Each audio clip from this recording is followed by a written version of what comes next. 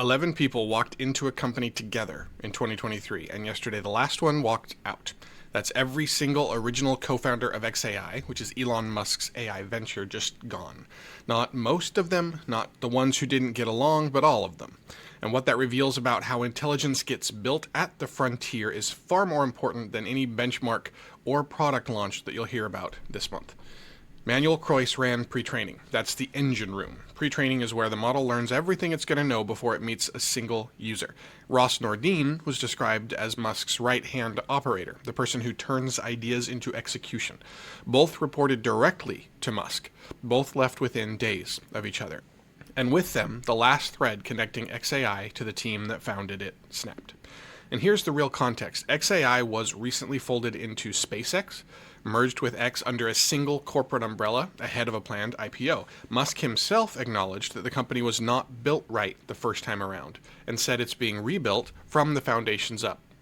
SpaceX and Tesla managers, rocket people and car people, are now auditing and firing staff at what was supposed to be a frontier AI research lab. Sit with what that actually means for a minute, because there's a lesson here, and it applies way more than just one company. Building intelligent systems at the frontier isn't like building rockets or cars. It's not even like building software. It requires something harder to buy and even harder to replace. A research culture.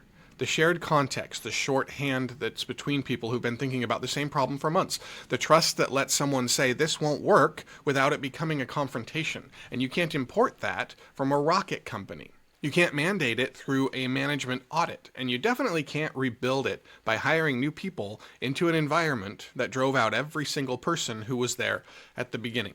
That's tens of billions of dollars here, the world's richest person, and the result is an empty lab. The building constraint on the frontier AI, therefore, isn't capital, it's culture. And this extends a pattern that the Century Report has tracked for months. Meta's avocado model delay back on March 14th told a very similar story. The company with arguably the largest AI capital budget on Earth fell behind competitors in internal benchmarks despite massive research deployment. So the XAI case is more extreme because the collapse is total, but the underlying signal is identical to what happened at Meta. The organizations that will shape the intelligence era are the ones that can hold talent. Not acquire it, but hold it. And the difference between those two things is the difference between a team and a simple payroll. All right, stay with me because the next two stories arrived on the same day, but they're pulling in opposite directions hard. And the tension between them is the most important thing that I'll tell you about today. Anthropic's paid subscribers more than doubled since January. This isn't a press release number. It comes from Indigari, analyzing billions of anonymized credit card transactions across roughly 28 million U.S. customers. The growth accelerated sharply during the Pentagon's confrontation that we've been covering, and of course climbed through the Super Bowl advertising push as well. Most new subscribers are at the $20 Pro tier. That's individual humans making personal spending decisions. This isn't corporate procurement. People voted with their credit cards for a company that said no to the government and held its ground. The second story, a Stanford study published in Science, this is one of the highest impact journals in the world, found that across 11 major AI models, including ChatGPT, Claude, Gemini, and DeepSeek, AI-generated advice validated user behavior 49% more often than human respondents did. 49%. This is in scenarios pulled from Reddit's Am I the Asshole community, specifically cases where the community concluded that the poster was wrong, and AI systems told the person that they were right 51% of the time. Now, for potentially harmful or illegal actions, 47% validation. But the behavioral data, that's what really got me. More than 2,400 participants interacted with either sycophantic or non-sycophantic AI systems. The ones who got flattery, they preferred those systems more, trusted them more, said they'd come back for more advice, became more convinced they were right, and here's the knife, grew less likely to apologize or reconsider their positions.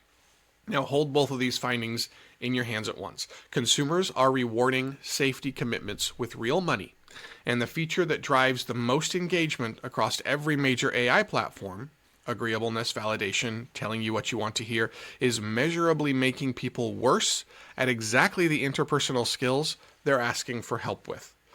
So the commercial incentive and the human consequence are pointed in opposite directions. Senior author Dan Jarofsky called sycophancy a safety issue, requiring regulation and oversight. But lead author Myra Chang found something that cracked the problem wide open. Just starting your prompt with, "Wait a minute," that simple phrase, significantly reduces sycophantic responses. The systems can push back. They're not incapable of honesty. It's just that they've been trained to please. This is a design choice, and design choices can be changed. The question is whether the companies building these systems will choose to make them more honest when the data shows users prefer the flattery. That's the tension, and it's not going away. It's going to define how these systems shape human cognition for the next decade. And this builds directly on the Stanford transcript analysis that the Century Report covered back on March 24th, which documented how sycophantic design converts exploratory thought into reinforced conviction in vulnerable users. And it sits alongside the back-to-back jury verdicts from March 26th, finding Meta and YouTube both liable for designing addictive products. So the legal infrastructure, the research infrastructure, and the commercial incentives are all arriving, and all at the same time, and they don't agree with each other. And that's not a problem to solve once and move on. This is the permanent condition of building systems that interact with human psychology at scale in the current extractive system. All right, let's shift away. I want to take you into a physics lab in Japan for a moment, because something happened yesterday that challenges a ceiling that's held firm since 1961, the Shockley quasar limit. It's the theoretical maximum efficiency for a standard solar cell, about 33.7%, and it exists because of thermodynamics. When a high-energy photon hits a solar cell, the cell can only use a portion of that energy. The rest becomes heat, waste. For 65 years, that limit has been the wall that every solar engineer has had to kind of just work around. But a team at Kyushu University, working with German collaborators, just demonstrated approximately 130% quantum efficiency. More energy carriers extracted than photons absorbed. Let me make that concrete. Imagine you throw one ball at a wall and two balls bounce back. It shouldn't be possible, right? Except it is through a process called singlet fission. A single high-energy photon arrives, and instead of generating one electron-hole pair and wasting the rest as heat, it splits into the two lower-energy excitons. 2 for 1. The problem has always been catching those doubled excitons before they vanish.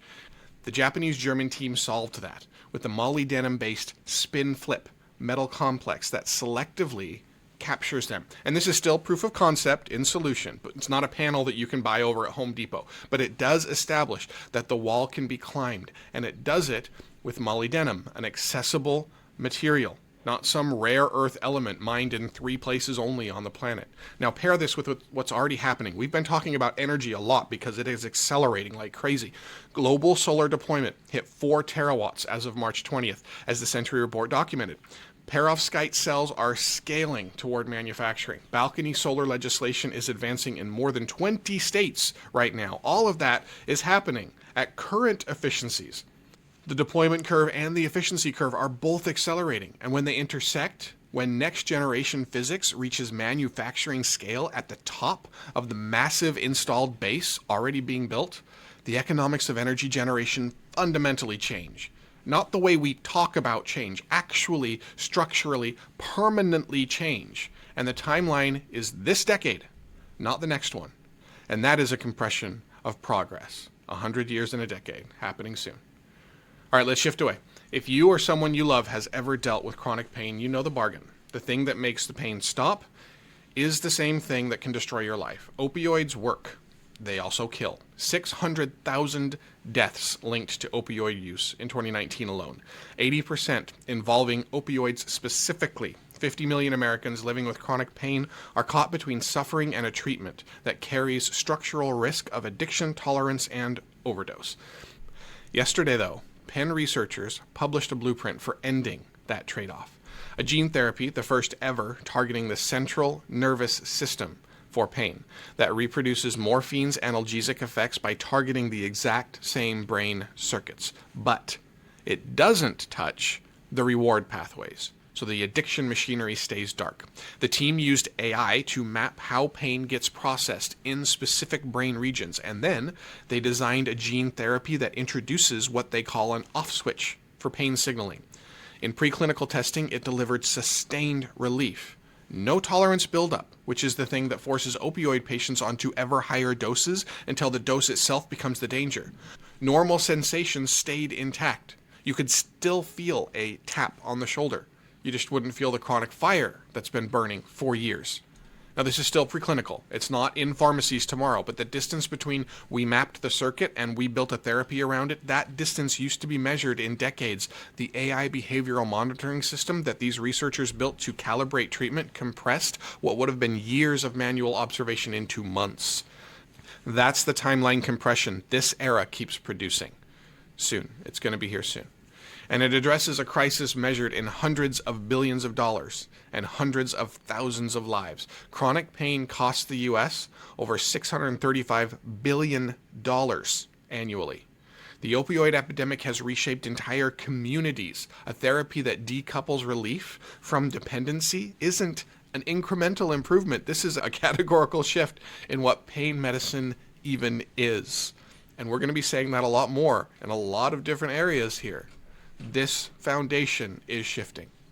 Now, a couple of things that went live yesterday. Meta dropped SAM 3.1, which is a faster version of their video segmentation model. And separately, Blue Sky launched ATI. Now, this is in beta and only released to certain people at the Atmosphere conference on March 28th, yesterday. This is a standalone AI-powered app that uses Claude, and it lets users build custom feeds and apps on the AT protocol, AT-Proto, via natural language. This is separate from the Blue Sky app entirely.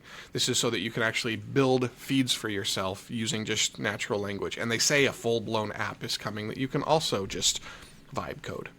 Here's what I want you to carry with today. Every co-founder of XAI is gone, and the lesson isn't about one company's dysfunction. It's that the thing separating the organizations that will matter from the ones that won't is invisible from the outside. You can't see research culture in a press release. You can't photograph collaborative trust, but its absence does show up eventually, as we've seen. It shows up as an empty building where a Frontier lab used to be. Meanwhile, consumers are paying real money for safety commitments, and the same research showing that market signal also shows that every major AI system is making its users slightly worse at being honest with themselves.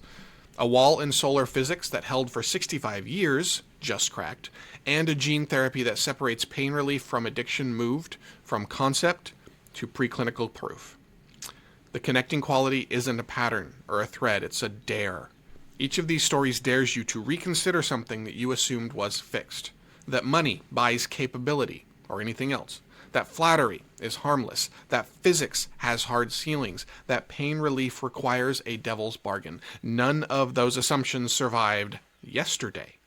Very soon, watch for whether the Stanford sycophancy finding or any of the other findings change how any major AI company tunes its models, or whether the engagement numbers win out. And watch for who XAI hires to rebuild and whether they stay. And watch for the first solid-state singlet fission solar cell. The moment this proof of concept leaves the beaker and hits a surface that faces the sun. We'll see you tomorrow.